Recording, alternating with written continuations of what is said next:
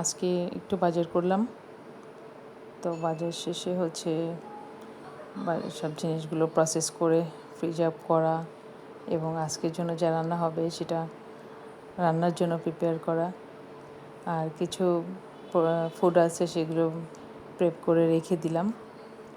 আর এই পামফ্রেট ফিশগুলো আসলে আমি নিজে হাতেই ক্লিন করি, সেটা ক্লিন করে একদম নাইসলি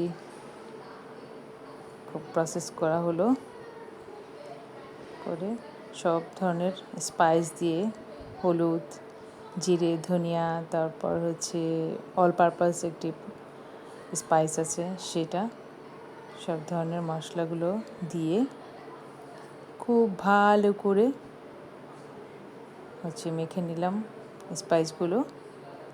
তারপর কিছুক্ষণ রেস্টে রাখবো, তাই এয়ারটাইট বক্সে রাখা ফিশগুলো ম্যারিনেট হওয়ার পর এখন ফ্রাইতে চলে আসলাম।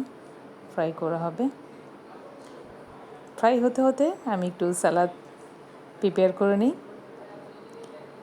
আজকে বাজার থেকে আনলাম খুব ভালো ফ্রেশ শসা। সেনা শপিং কমপ্লেক্সেই এই কাঁচা বাজার, তো ওখানকার শসাগুলো খুবই ফ্রেশ ছিল। দেন এদিকে আমার ফিশ ফ্রাইটাও কমপ্লিট।